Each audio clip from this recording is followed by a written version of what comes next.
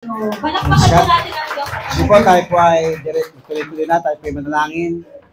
Amang banal na nasa langit, na may gawa ng langit at lupa, sa pangalan po namin, Panginoong Yesus, at sa pakikipisa ng Banal na Espiritu Santo, kami po, Diyos, ay nagpupuri, nagpapasalamat sa dakilang pagkakataon na muli, pinagkatipon-tipon mo kami dito sa lugar ito, O God, higit sa lahat, nabigyan ka namin ng parangal sa aming mga buhay, masamba ka namin sa Espiritu at katotohanan.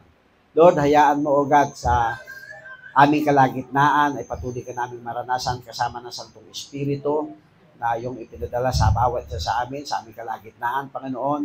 At tunay nga, O Diyos, ang mensahe mo ay maibigay ng malinaw sa puso ng bawat isa, sa isipan ng bawat isa. Higit sa lahat, Panginoon, O God, yung mga gagawin namin, O Diyos, yung paghahandog namin ng aming pinakamainam na ani, Panginoon, O God, ito maging masamyong handog sa iyo, Panginoon, O God, sapagkat alam namin na meron kang pangako, Panginoon, O God, kapag, O Diyos, ginagawa namin ang mga bagay na ito.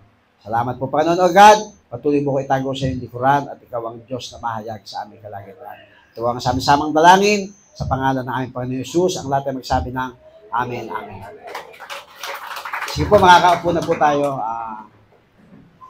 Salamat po sa mga nagpatotoo. Grabe. Naiyak ako sa testimony sa mag-asawa. At parang nakikita ko nga yung sarili ko, iyakin eh. Parang mga iyakin ako eh. Pero first fruit offering o first fruit festival tayo ngayon. Gusto ko lamang pong ipaalala, paki-plus nga yung talata, yung Proverbs. At gusto ko lamang po dyan ako magsimula bago tayo pumunta sa ano. Sabi po dyan, honor the Lord with thy substance and with the first fruit of all time increase. Sabi niya, parangalan mo ang Panginoon sa pamamagitan ng paghahandog sa Kanya ng unang bunga ng iyong ani. Sa iba kasi, yung pinakamainam naman ang ginamit sa ibang mga translation, pinakamainam. So, ang napakahalaga dyan, may sinasabi si Lord sa Book of Proverbs. Sabi niya, parangalan natin, utos eh. Kung gusto natin, sino gusto ng parangalan ng Diyos? Tandaan po natin na kapag may sinabi ang Lord, lagi yang may battle. Kaya nga, ulit-ulit ko pong ipapangaral yung Book of Genesis, nung nabuhay si Eva at si Adan, napakalinaw ng instruction niya. Makakain niyo lahat, maliban dito sa isang ito. At ang nakakalungkot, yung isang yon ang pinipilit ng tao. Ano yon? Yung pagiging makasarili at gawin yung sariling gusto.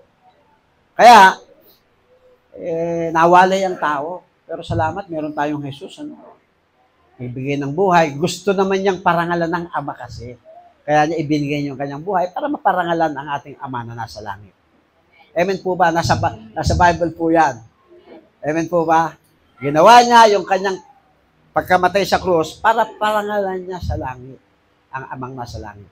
Amen po ba? So, kailangan nating parangalan ng Diyos talaga sa ating mga buhay.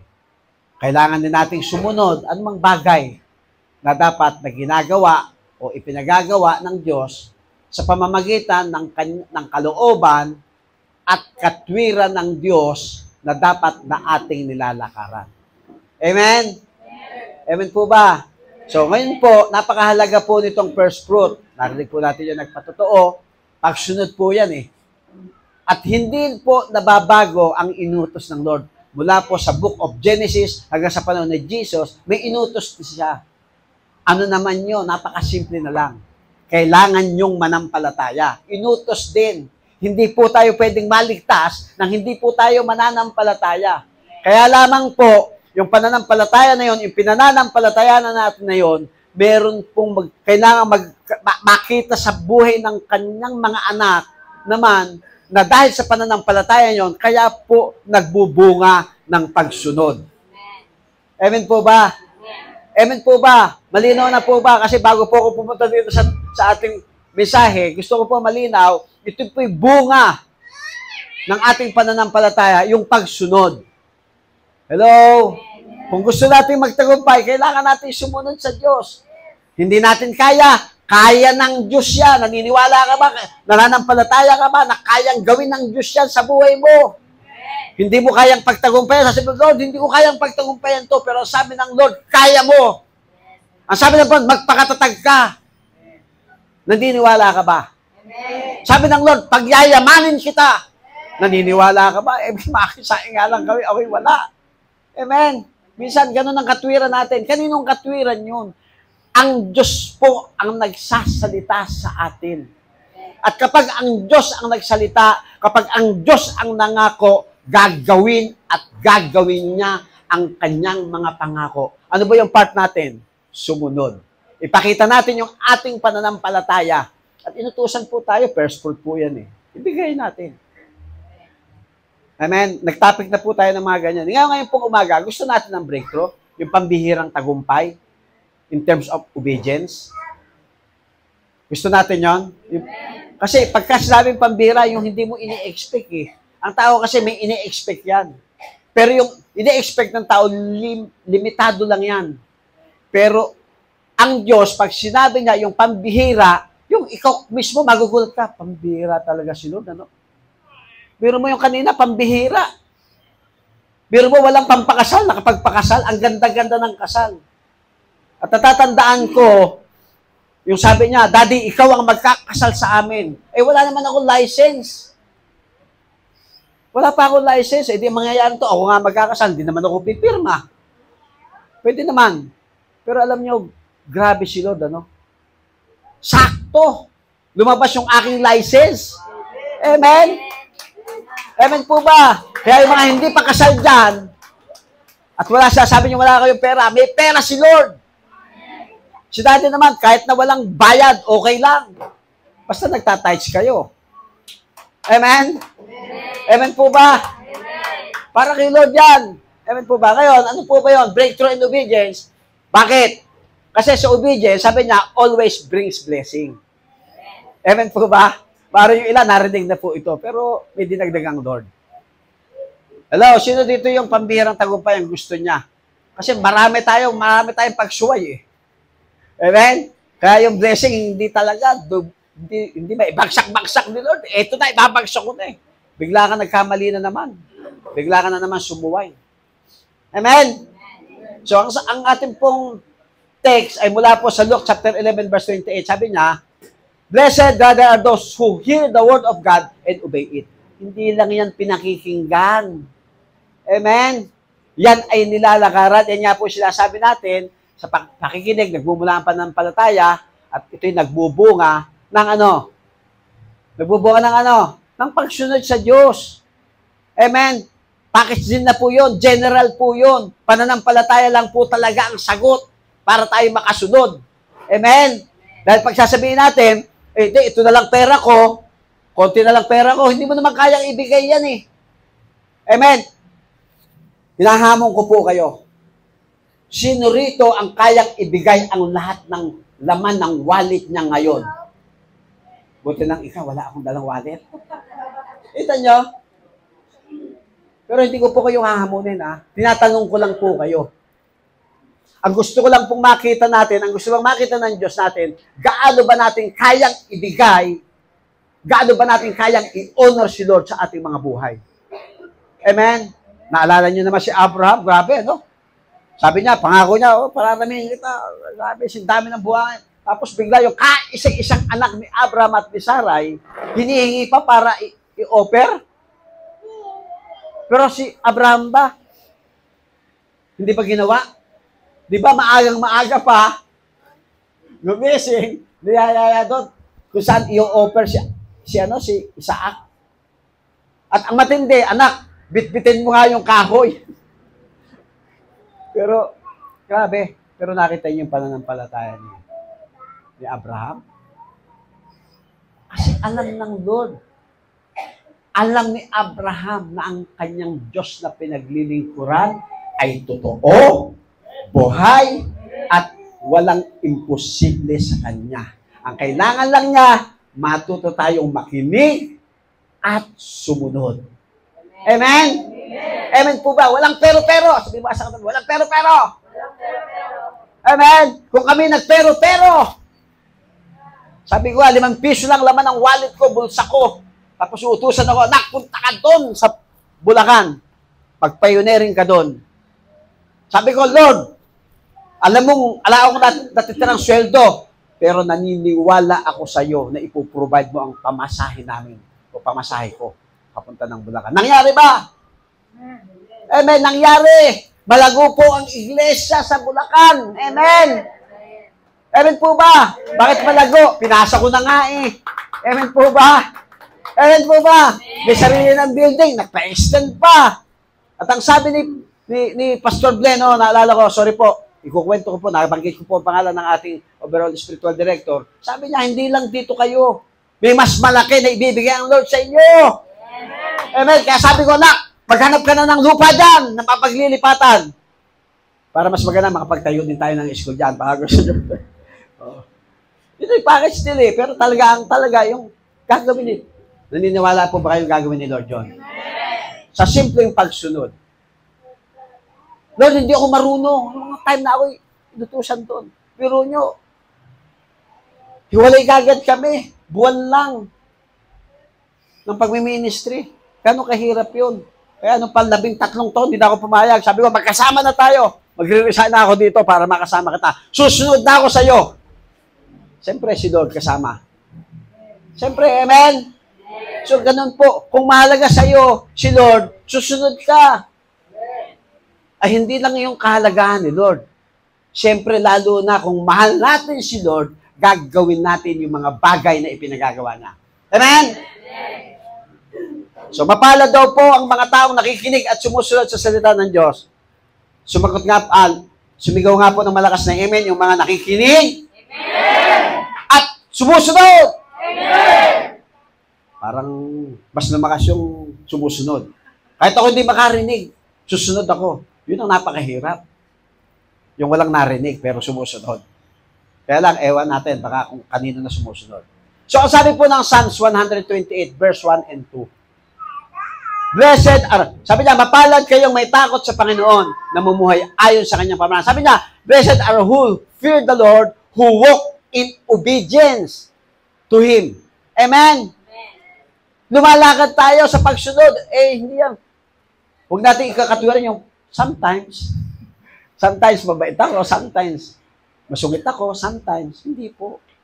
Pag sinabing nilalakaran, yun na yun. Sabi naman sa atin mo, yun na yun. Sabi po ng verse 2, verse 1 and 2 yan, ang inyong pinaghirapan, ito po yung napakasarap eh, ang inyong pinaghirapan ay magiging sapat sa inyong pangangailangan at kayo magiging maunlad at maligaya. Hello, you will eat the fruit of your labor. Blessing and prosperity will be yours, will be ours. Amen po ba? Tatanggapin natin yan. Amen. Amen. Kasi hindi tayo bunto, tayo ulo. Sino dito yung gusto niya sa'yo nagbibigay? Yung hindi siya binibigyan, siya yung nagbibigay. Aba ako po, gusto ko po ako nagbibigay. Amen? At kung meron na magbibigay, dahil gusto rin naman pagpalain nila sila ng Lord. Ganun lang po kasimple yun. Pero ako sa puso ko, personal, mas gusto ko yung nagbibigay. Bakit? Kasi pag nakita ng Lord dyan, yung pagbibigay na yan, mas lalo niyang bubuksan ang durungan ng langit. Pero yung pagbibigay na hindi emosyon, amen? Pagbibigay ng may matalino, magbibigay ka, susuga lang pala, itotongit lang pala, iainom lang pa, hindi pwede ganun. Amen? Amen po ba? Pasensya na po, nag-illustrate po ako ng konti, pero dapat, yung mga pagpapala na yan, yung mga blessing, yung pagiging muunlad sa atin, dapat tinatanggap na natin ngayon. Amen? Alam ko po, masunurin ang mga taga CJCF JPG. Amen po ba? So, kanina nabanggit ko po si Abraham, si Noah naman po babanggitin ko. Si Noah, sino po nakakilala kay Noah? Yung gumawa ng malaking barko. Inutusan siya ng Panginoon na gumawa ng malaking barko sa ituk-tuk ng pinakamataas na bundok. O, sino ngayon? Di ba? Parang baliw, ano? Gumagawa. Kaya nga pinagtawanan siya ng mga tao. Baliw yan siya. Si Noah. Ang barko, ginagamit yan sa dagat. Bakit sa ituk-tuk ng bundok? Kung ikaw yung nasa kanong kalalagayan, susunod ka ba? Maniwala ako, susunod kayo. Sino walang makakagawa nun? Yun nga lang pagpunta sa church eh. Nalilate pa eh. May tamang oras eh. Amen? Minsan nga yung, huwag niyong kaligtaang dumalo sa pagtitipon every Sunday. Nila-absinan pa nga natin. Amen? Nakakasunod ba tayo ng ganon? Hello? Gusto pala natin ng blessing. Gusto pala natin ng malaking pagpapala. Gusto pala natin ng pagpapala. Pero bakit pagdating sa maintindihan po natin yung maliliit na bagay na yan, na dapat na hindi natin kinakaligtaan. Amen? So nakita nyo si Noah? Baliw. 120 years na nangangaral sa mga tao, walang naniwala. Buti pa yung mga hayop. Marami silang kahayupan doon sa pero mo, lahat ng uri ng hayop, isinampan doon sa... Gano'ng kalaki kaya yun? Ang laki, no? Kung hindi kaya sumunod si Noah, mabubuhay kaya ang kanyang pamilya? Amen?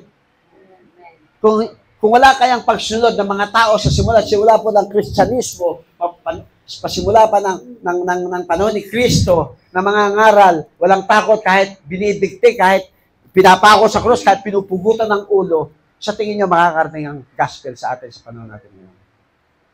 So sabihin mo sa atin mo, napakahalaga ng pagsunod.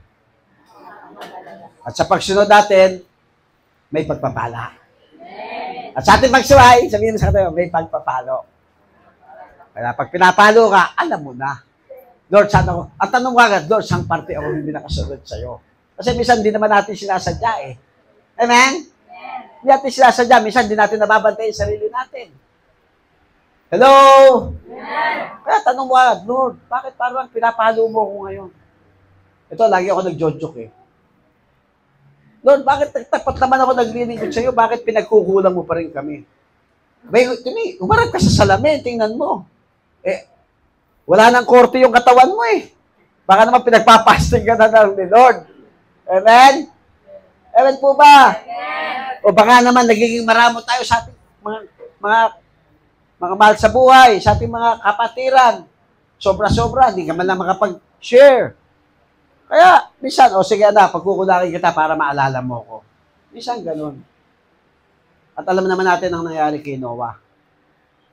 Ang buong sambahayan niya, nakaligtas sa baha. Pero kung isipin niyo yung sitwasyon na yun, kahit ako, hindi ko malulubos maisip yun. Maliban na lang, kung kilalang-kilala ko ang Diyos na nagsasalita sa akin. Maliban na lang, kung yung ating pananampalataya at pagtitiwala sa Diyos ay buong-buo. Amen po ba? Amen. Amen po ba? Amen. Yung pagka may pamimilian, yung sarap sa buhay, yung kaginawahan, tapos aalisin Lord dyan, pipiliin mo ba si Lord? Hello? Yes. Ito po yung usapan pa lang, pero pag sa actual na nangyari ito, mahirap po yan. Kasi si Eva at siya na, grabe, lahat makakain yun. Sabi naman, ang dali-dali na lang, isa na lang ang huwag mong kakainin. Isa na lang, lahat. Makakain nyo. Wag lang itong isang to, akin to eh. At yon ang ikibinagsak ng tao. Yung sa Diyos, hindi pa natin kayang ibigay. Hindi pa natin kayang sumunod. Amen? Amen? Amen? Amen po ba? Amen. So, palakpakan po natin ang Panginoon. Mabilis lang po ako. Sabi po ng Deuteronomy chapter 28, verse 1, if you fully obey the Lord your God and carefully follow all His commands I give you today, the Lord your God will set you high above all the nations on earth. Ang sabi that, if you fully obey. Fully. Amen? Binagit po din yan, carefully. Kasi may mga sumusunod ng padaskul eh. May sumusunod ng gusto lang niyang ma-please siya. May sumusunod ng mga pagsunod ng mayroon lang gustong may asahan. Ang trabaho ng tao, sumunod ng buo sa Panginoon ng maingat. Yung blessing, sabi mo sa katabi mo, hindi mo yan problema. Problema ni Lord yan. Si Lord ang magbibigay niyan. Maliban na lang kung kaya mong ibigay yung kaya ibigay ng Lord sa buhay mo. Amen? Ako, kaya ko naman kumita ng malaki. Kaya, hindi pa rin sasapat yung nakikita ko na kayang ibigay sa akin ng Panginoon. Amen po ba? So sabi niya, kailangan lubos natin sundin ng Panginoon. Hindi natin pipiliin. Lahat ng narinig natin salita, dapat nilalakaran natin. Amen po ba? Pastor kasi, daddy, hindi kasi, talagang napakahirap. Hindi ko siya maintindihan. Ano ka ba? Ikaw ang hindi makaintindi talaga. Ikaw pala hindi makaintindi. Hindi ikaw yung umintindi. Amen? Hindi ko siya maintindihan. Pero mo, hindi mo siya maintindihan. Punta ka kay Lord. May intindi sa'yo. O, di ba anak? Nung makasalanan ka pa, nagpapako sa krus para sa'yo. Di ba inintindi kita? Ayoko ka ma-impyerno? Amen? Amen po ba? Palakpakan natin ng Panginoon, mga malulungkot na mga tao. Ayan. Sabi niya, pero napakaganda, gagawin niya kayo nakahigit sa lahat ng bansa sa mundo. Sabi po yung ng Lord kay Abraham. Aba, mga taga CGCF JTG, nakahihigit yan. Bakit? Kasi merong Kristo. Kasi marunong makinig. Marunong sumunod. Amen po ba? O yung mga hindi marunong sumunod, ano nangyari? Yung matitigas ang ulo, nakarating pa sa promised land? Hindi naman O yung mga sumunod, o di ba? Yung mga pulot, yung mga gata, grabe, saya-saya nila. Nung bago nila marating yun, nung nandun na, may mga malalaking tao. Hindi lalo na problema na naman.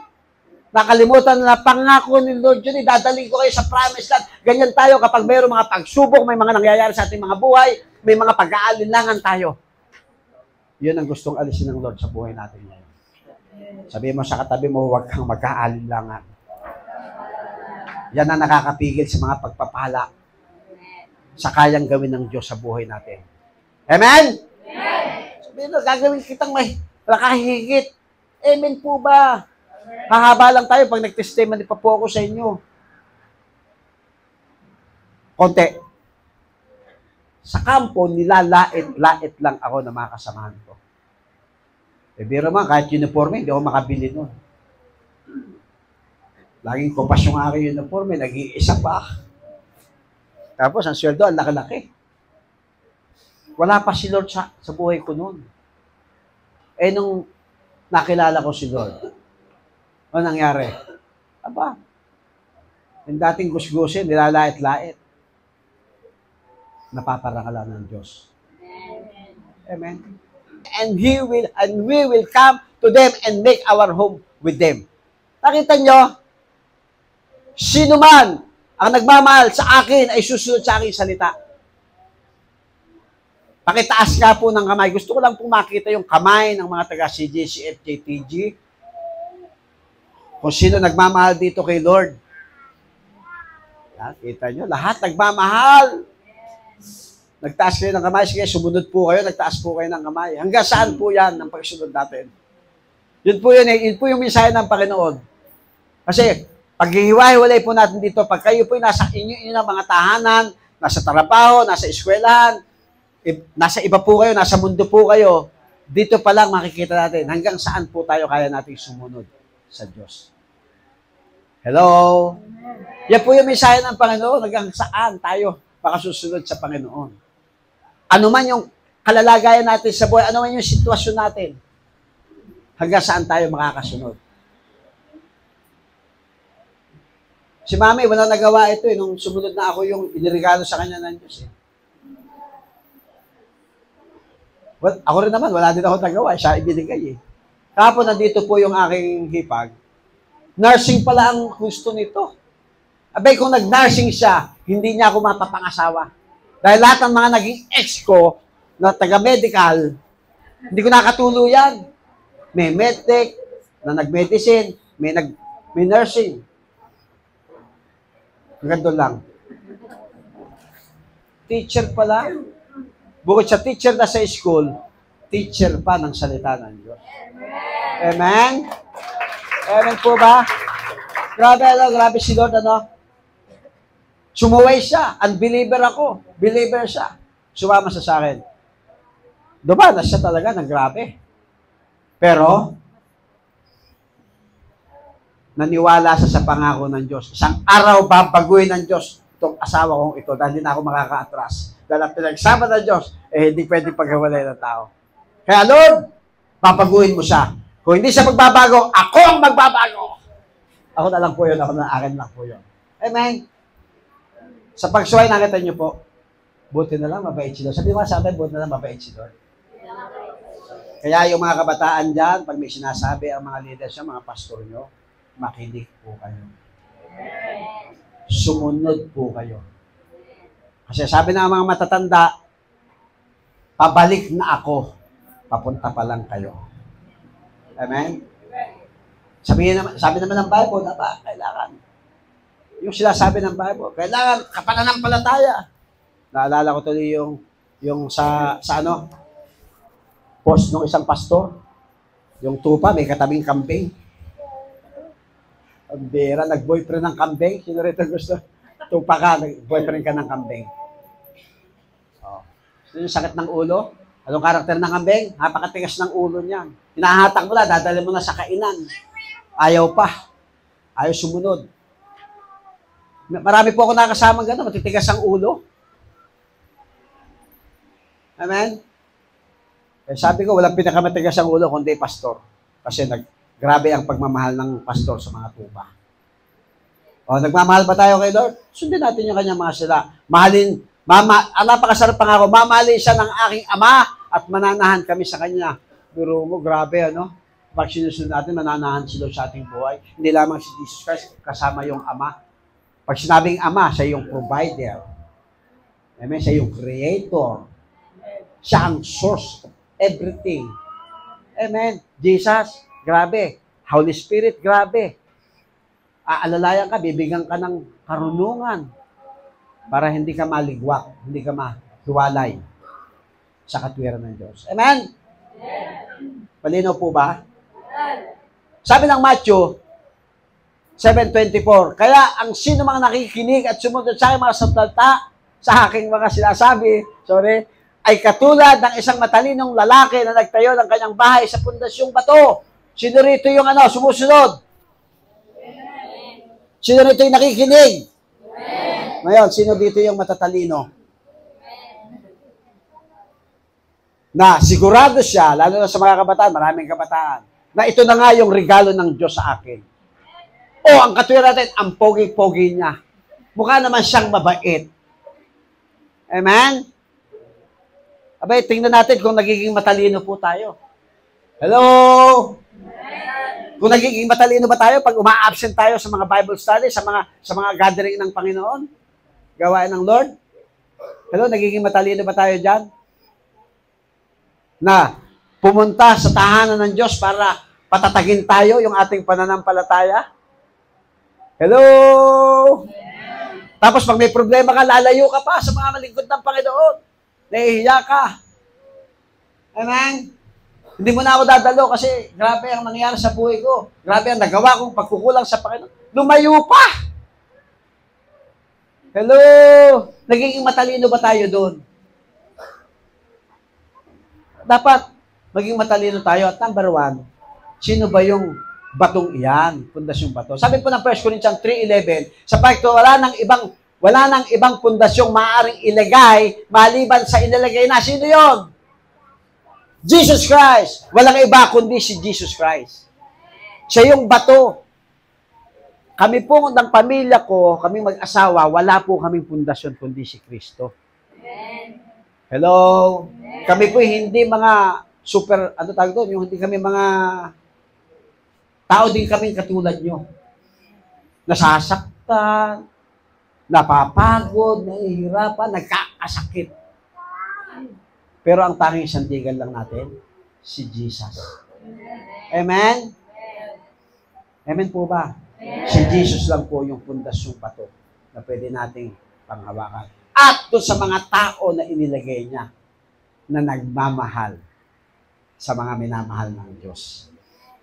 Palapakan naman natin ang Panginoon. Sabi po ng Matthew 16:18, at sinasabi ko naman sa iyo, ito po isang patibay, pruweba, na ikaw ay Pedro, At sa ibabaw ng batong ito ay itatayo ko ang aking iglesia.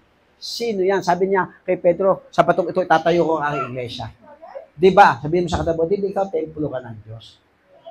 Nang tinanggap natin si Jesus Christ bilang Savior at tagisalita, di ba nananahan na si Jesus sa'yo? Amen? Amen. Amen po ba? Nasa atin na si Kristo. Kaya dapat, si Kristo, hindi lang dito sa church, dapat sa bahay, sa trabaho, kung saan man tayo pumaroon, dapat si Kristo yung kasama natin. Eh, sabi natin, hindi naman ako nakikita ni Daddy, hindi naman ako nakikita ni Mama. Yung kagad katwiran, si Kristo, hindi ka ba nakikita? Di ba na nga, hindi ka makita ni Daddy, tsaka ni Mami, si Kristo. Maisip mo lang, si Kristo. Paano ka pang, halimbawa, paano ka pang gagawa ng kasalanan niya? Eh, alam mo na, si Kristo, nasa iyo. Nakatingin sa'yo. Hindi para ikaw ipulaan, hindi para ikaw ipintasan, kundi inaawat ka nga eh. Di ba, kakabaka ka pag gagawa ka ng sa... Di ba, kinakabahan ka? E, maliban na lang kung may ano ka na. Ang tawag doon? Immune ka na. Oh, immune. Hello? So sabihin mo sa tabi mo, ikaw yung templo. Ikaw yung bato na isinalig ng Lord. Sabi niya, si bawang batong ito ay tatayo ko ang iglesia at ang mga pintuan ng Hades ay hindi magsisipaniglaban sa kanya. Hello, sinungaling ba si Lord? Sinungaling ba si itong salita ng Diyos? Kahit ang mga pintuan ng Hades ay hindi magsisipaniglaban sa kanya. Hindi ka matutukso. Amen? Hello, kung bakit ka natukso? Dahil nagpatukso ka. Alam mo nang tukso yung pupuntahan mo, pupunta ka pa. Ang tukso, sabi mo sa katabi, ang tukso ay hindi lumalayo sa mga Kristiyano. Amen? Mali yung kanta ni Eva Eugenio, "O tukso, layuan mo ako." Hindi po lalayo yan. Gustong-gusto nga niya yan. Puntahan tayo, mga Kristiyano. Dapat tayo ang lumalayo sa tukso. Hello? Para makapanaig. Ito, panghawakan na ito, hindi makakapanaig ang pintuan ng Hades laban sa atin. Hello? Bakit? Sabihin mo sa katabi mo, isinama ka na sa parada ng tagumpay. Yan po, yung binasa natin kanina, foundational text po yun. Papasok na po tayo sa kaugnay na paksa. At dito po tayo huhugot ng mga simpleng bagay na pagsunod hanggang sa pinakamaliit at kung paano pinagpala ang isang masunurin sa Diyos. Luke chapter 5 verse 1 to 11. Babasahin ko na lang po ng mabilis. Sundan niyo na lang po dyan. Isang araw nakatayo si Jesus sa baybayin ng lawa ng Genesaret at nagsisiksikan sa kanya ang napakaraming tao upang makinig ng salita ng Diyos. Verse 2, may nakita si Jesus na 2 bangka sa baybayin. Nagbabaan na sa bangka ang mga mangisda at naghuhugas na ng mga lambat nila. Sumakay siya sa isang bangka at nakiusap kay Simon na may-ari ng bangka na itulak iyon ng kaunti sa tubig. Naupo si Jesus sa bangka at nagturo sa mga tao. Verse 4, pagkatapos niyang mangaral, sinabi niya kay Simon, pumalaot kayo at ihulog ang mga lambat ninyo at makakahuli kayo ng isda. Sumagot si Simon, Guro, magdamag po kami ng isda, pero wala kaming nahuli. Pero dahil sinabi ninyo, ihulog ko ulit ang lambat. Verse 6, kaya pumalaot sila at inihulog ang lambat. At napakaraming isda ang nahuli nila hanggang sa halos masira na ang kanilang lambat. Kaya, kinaway nila ang kanilang mga kasama na nasa isa pang bangka para magpatulong. Tinulungan sila ng mga to at napuno nila ang isda ang 2 bangka hanggang sa halos lumubog na sila. Nang makita yan ni Simon Pedro, lumuhod siya sa paanan ni Jesus at sinabi, lumayo po kayo sa akin, Panginoon, dahil makasalanan ako. Sabi po ng 9, ganito ang naging reaksyon niya dahil labis siyang namangha, pati na ang mga kasama niya at sa dami ng nahuli nila. Namanghawi rin sina Santiago at tuwa ng mga anak ni Zebedee sa mga kasosyo ni Simon. Sinabi ni Jesus kay Simon, huwag kang matakot. Mula ngayon, hindi na isda ang huhulihin mo, kundi mga tao na upang madalas sila sa Diyos. Nang maitabi na, verse 11, nang maitabi na nila ang kanilang mga bangka, iniwan nila ang lahat at sumunod kay Jesus. Purihin po ang pagbabasa ng banal na salita. 3 reasons why obedience is critical to the successful Christian life. 3 dahilan kung bakit mahalaga ang pagsunod sa pagkakaroon ng matagumpay na buhay Kristiyano. Number 1, para mabilis po tayo. Sabi po diyan, obeying God in a small matters is an essential step in receiving God's greatest blessing. Sino ba gusto nun? Sa isang napakaliit na bagay na pagsunod natin sa Diyos, pero napakalaki naman, malaking pagpapala naman ang naghihintay sa atin. Hello? Tingnan niyo po yung verse 3. Sumakay siya sa isang bangka at nakiusap kay Simon na may-ari ng bangka na itulak iyon ng kaunti sa tubig na upo si Jesus sa bangka at nagturo sa mga tao. Ano yung inutos ni Inano? Unang-una, usapan dyan, nakiusap na, sumakay si Lord. Sabi ni Lord, Lord, pwede ba, Peter, iusad mo yung bangka at ako'y magtuturo sa mga tao. Napakaliit lang. Ipagamit mo yung bangka mo, yung bahay mo, yung oras mong kapraso, grabe pala yung magiging pagpapala nito. Unang pagpapala na nakita natin, ang mga tao'y nakarinig ng salita ng Diyos. At hindi lamang yung mga tao yung nakarinig ng salita ng Diyos, kundi si Pedro. Hello? Nakita niyo po, sa bandang huli na nabasa natin, hindi na isda ang kanyang uulihin. Mga tao na. Yung isang taong makasalanan, ginamit ng Lord. Di ba napakalaking blessing? Pwede naman sila tumanggi. Magdamag nga sila ng isda eh. Pagod na pagod. Amen? Eh, ba't naman, utusan mo pa ako? Utusan mo na lang. Di ba minsan gano'n? Utusan mo. Dahil tao dyan, ako pa yung utusan mo. Hindi patulak mo sa iba. Pwede naman tayong gano'n eh. Pwede naman gano'n sabihin ni Lord. Pero hindi, si Pedro. Kasi may malaking bagay, may malaking pagpapala na inilaan ng Diyos sa kanya. Amen? So, napakalaga na makita natin na sa isang maliit na bagay na inuutos sa atin ng Panginoon, eh dapat na ito'y ating nilalakaran. Amen po ba? Alam niyo, yung inutusan ka ng pastor mo, leader mo, Nak, baka pwede naman ikaw mag-lead sa prayer. Naiyak ako. O, di ba, ganyan na mga o, di ba, sino nakaranas na gano'n? Ay, hindi po ako marunong. Hello? Ay, bago pa lang ako. Eh, ba yung pastor mo para utusan ka? May gustong ibigay na mensahe ang Panginoon, bakit ka ikaw pinagpipray? Amen? Amen po ba? Kaya pag may sinasabi si Lord sa mga napakaliliit na bagay, ay, yan lang gagawin mo. Papagawa mo sa akin, aba, ang laki ko maglagay ng tithes. Kaso ganyan ka. Grabe ako magbigay ng mga pagpa-blessing. Bakit naman tagapunas lang ng upuan? Hindi mo nakita? Eh kasi ang yabang-yabang mo, kaya dapat para nasa magpunos ng upuan, tsaka magkulkul ng sa bowl. Kita nyo, laki-laki, nagmamalaki ka na eh. Hello? Isa maliit na bagay, doon ka nga tuturuan ng Panginoon, yung puso mo, i-align. Kasi nakita ng Diyos yan, hindi yan basta-basta inuutos ng Diyos nang walang ibig sabihin ng Diyos. Amen po ba? Amen. Bakit ba yung ayaw ko, yung lagi pinagagawa sa akin, gusto ko kang kumanta. Bakit pinasasayaw niya ako, kaliwa, palawa, para nga matuto, para isang kanan, isang kaliwa. Kasi pag inahanda ka, pagdating ng panahon, hindi ka po pwedeng hindi marunong sumayaw, hindi ka pwedeng kumanta, hindi ka po pwedeng marunong mangaral, hindi ka po pwedeng pahiya-hiya ka. Hello? Amen. Wala namang magaling eh. Sino ba magaling? Sabihin mo, si Lord lang ang magaling. Kaya wala may pagmamalaki. Ako marunong dito, ako marunong. Walang ganon. Amen?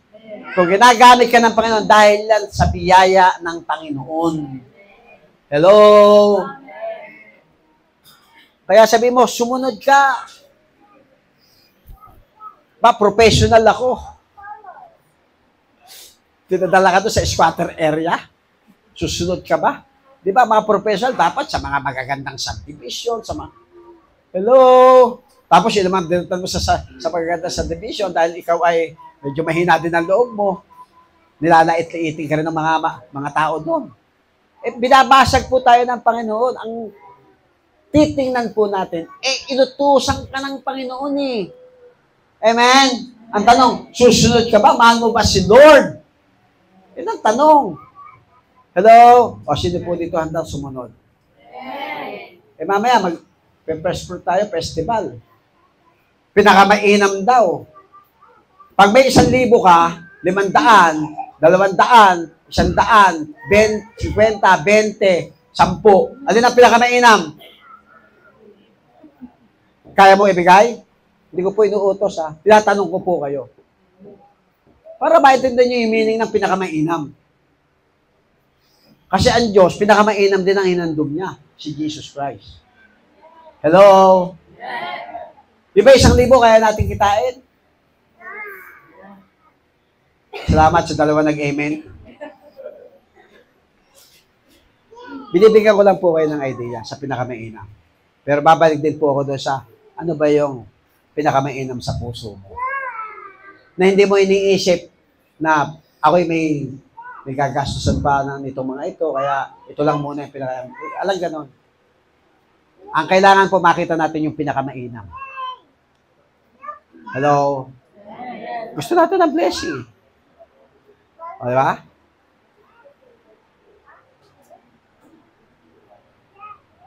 So, sundin natin sa pinakamaliit.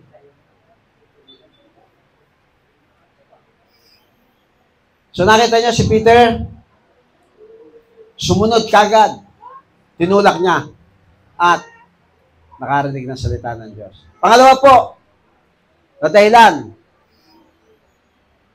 our obedience always benefits other. Sa ating pagsunod ay laging may kapakinabangan sa iba. Naalala niyo po yung kwento nung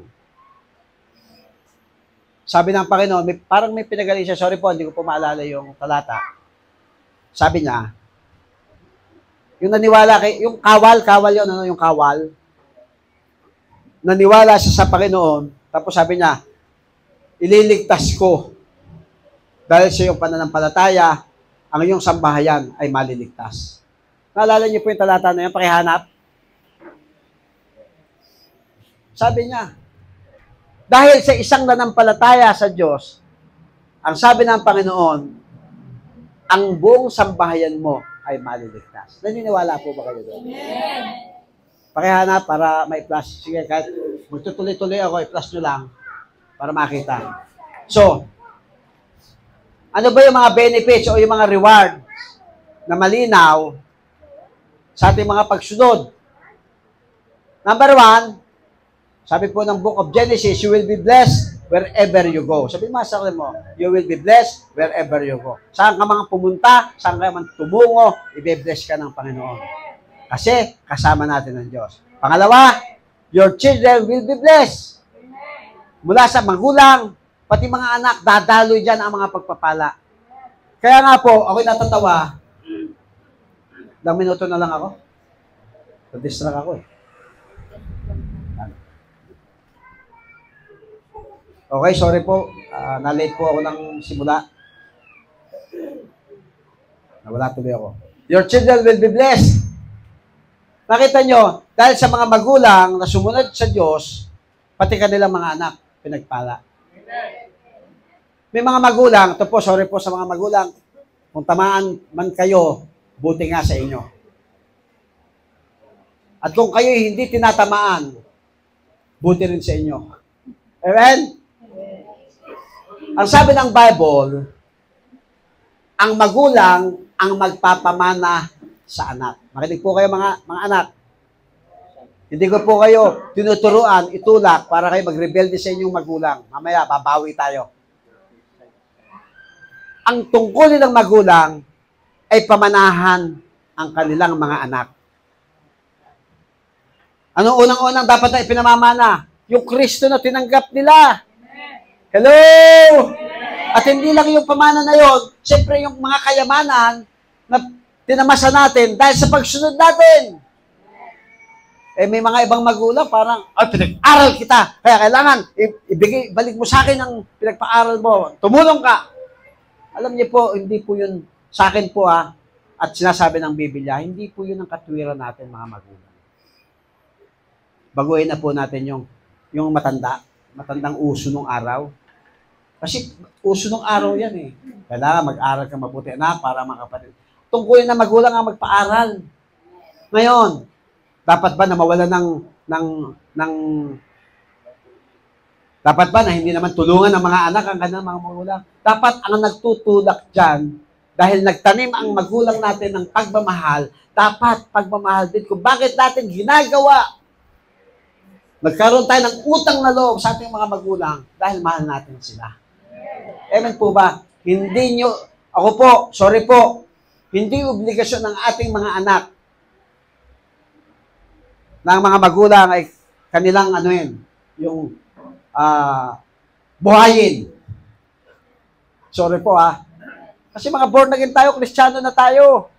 Hello! Kailangan maitama natin sa Biblia yung ating mga pamumuhay para yung pagpapala ay tuloy-tuloy. Hello? Kung bakit naman kayo naman, mga anak, sumunod kayo sa inyong mga magulang para humaba naman na inyong buhay. Ginagawa nyo, ipakita nyo naman yung pagmamahal na ibinigay sa inyo ng Panginoon dahil yan ay bunga. Huwag kayong mga rebelde. Huwag niyong pabayaan ang inyong mga magulang. Lalo't nangangailangan. Ngayon, professional ka na, may trabaho ka na, laki lang ng kita mo. Hindi, 20, hindi mo abutan. Alam mo yung nanay ko, 20 pesos lang tuwang-tuwa. Pag binigyan ko ng 1,000, akin lahat to. Iniwawala lang nun yung pera. At pinagagalitan ako ng mga kapatid ko. Sabi niya, ba't mo binibigyan ng pera? Hindi kayang bayaran ang kaligayahan ng nanay ng mga pera na yan sa ginawa sa ating pagpapalaki at pagpapaaral. Nakita niyo po, walang halaga yung pera. Yung kagalakan dapat ang laging nasa isip mga anak, yung mapasaya niyo yung mga magulang. Amen. Kala niyo ba mga anak ko? Ako, grabe yan. Grabe! Parang ako pa gustong hingan. Joke lang po yun. Papatawa lang po ako. Grabe, pagbigay po yung mga yan. Grabe. Your children will be blessed. God, ano pa po? Ano po yung reward? Ano po ba yung benefits ng iba? God will protect you. Pati pamilya natin, puprotektahan ng Diyos. He will grant you abundant prosperity. Ito napakaganda. Everything you set your hand on will be successful. Ano mang mga kamay, ano mang magiging successful, amen? Ano mang tapakan ng ating mga paa, i-bless ng Lord. Amen? Kaya, pag magtatayo tayo ng negosyo, panalangin natin sa Panginoon, Lord, ito ba talaga yung, negosyo? Kapag hindi pinagpalaya, ewan ko na lang. Hindi sinungaling sinod. Baka nga hindi yan para sa'yo. Linawan mo. At ito maganda, the Lord will help to stand out. Grabe, yung benefits. Yung ginawa ni Pedro na napakalit, nag-benefits yung mga tao, nag-benefits maging siya, at ito, pangatlo. Sabi niya, magdamag po kaming ng isda, pero wala kaming manahuli. Siguro si Pedro dito, pinapaalam lang niya yung katotohanan. At totoo naman, wala silang nahuli. Pero ito yung napakaganda at ito yung gustong-gusto ko na sinabi ni Pedro. Sabi niya, pero dahil sinabi niyo, sabi mo nga sa katabi mo, dahil sinabi ni Lord. Ulitin mo, dahil sinabi ni Lord, ihuhulog ko ulit ang laruan. Pwede ba itatak natin sa puso natin isipan? Kapag sinabi ni Lord, kailangan natin sundin ito. Ano nang nagresulta? Bagamat nagkaroon ng conversation. Verses, kaya pumalaot sila at inihulog ang lambat. Ano resulta? Nakita nyo? Pag pinag-aralan nyo po itong mga conversation ni Jesus at saka ni Pedro at iuugnay nyo sa buhay nyo, hindi ka pa masusunod sa Lord. Hindi pa ba tayo, matatakot pa ba tayong sundin ang sinasabi ng Lord sa ating mga buhay? Ang mga bawat talata, salita ng Diyos na ating napakinggan. Sabi niya, pumalaot sila at inihulog ang lambat at napakaraming isda ang nahulog. Hello? Naintindihan niyo po ba yung mensahe ng Panginoon? Napakaraming isda ang nahulog nila hanggang sa halos masira na ang kanilang lambat. Sino dito yung sobra-sobrang blessing ang gustong kanilang maranasan? Maging sensitibo ka sa sinasabi ng Panginoon. Kailangan natin maging sensitibo sa sinasabi niya. Hello? Ulitin ko po, dahil sinabi mo, Lord, susunod ako. Dahil sinabi mo, Lord, pwede ba pag nagkakahiwa-hiwalay na po tayo, nasa kanya-kanya na tayong tahanan, nasa kanya na tayong trabaho, nasa school tayo, pwede ba pag sinabi ni Lord, pwede ba pag sinabi ni Lord, dahil sinabi mo, sabihin mo, dahil sinabi mo, Lord, gagawin ko ito. Hindi ako magpapahadlang sa pandaraya ng kaaway. Hello? Kasi, merong naghihintay na malaking pagpapala. Halos masira ang kanilang lambat. Amen?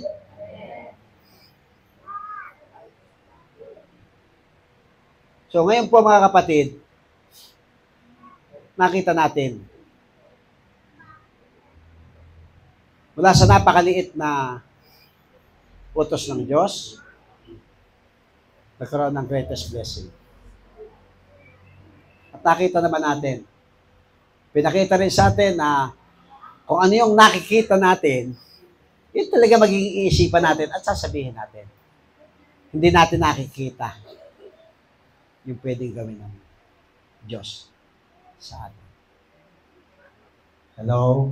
Amen. Kaya, laliman pa natin ang pananampalataya natin sa Diyos. Laliman pa natin yung pagtitiwala natin sa Diyos. Ngayon, meron po kayong 12 declaration hinihingi. Naniniwala ka ba dyan o sumunod ka lang sa Amos? Naniniwala ka ba sa mga sinulat mo na yan? Nagagawin ng Panginoon. Pero tandaan natin, paalala natin, tinuro ito ni Pastor Nico. Nung maghandog si Abel at Cain, si Cain ay hindi kinalugdan ng Diyos. Parehas lang silang naghandog, pero bakit si Cain hindi kinalugdan? Bakit si Abel kinalugdan? Isa lang ang nakita natin doon. Hindi pinakamainam ang inihandog ni Cain. Pangalawa, kaya hindi pinakamainam ang kanyang hinandog dahil, ano yon? Anong dahilan? Bakit kaya? Anong dahilan? Kasi hindi ganun kahalaga sa kanya si Lord. Hello? Dahil kung pinakamahalaga si Lord, bibigay natin yung the best natin. Narinig natin, buong sweldo, yung mga tao, yun yung kanilang pananampalataya.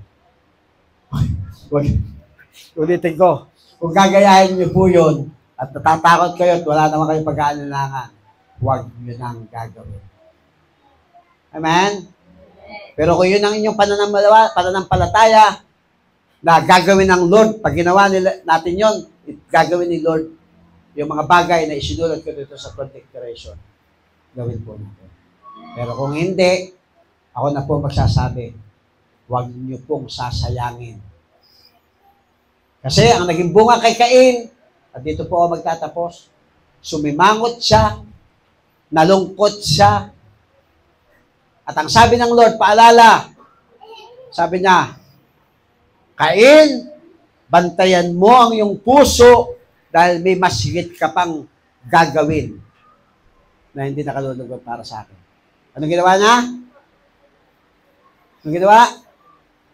Nagsimula sa paghahandog, ang layunin ay maparangalan ng Diyos. Pagkatapos, naghandog ng hindi ayos ang puso, ano nangyari? Nainggit. Pinatay si Abel. Hello? Yes. Maaari na hindi ka nga pumatay ng tao, pero isang araw, baka wala ka na dito sa church. Kasi si pastor, sila mami dati, pa-first fruit, alala na nga kami. Yan. Nasaan doon ang pananampalataya? Nasaan doon ang pagsunod? And linaw na linaw. Ang sinasabi natin ay mula sa tinawon natin sa mga Biblia. Hello? Pero gusto mo ng blessing?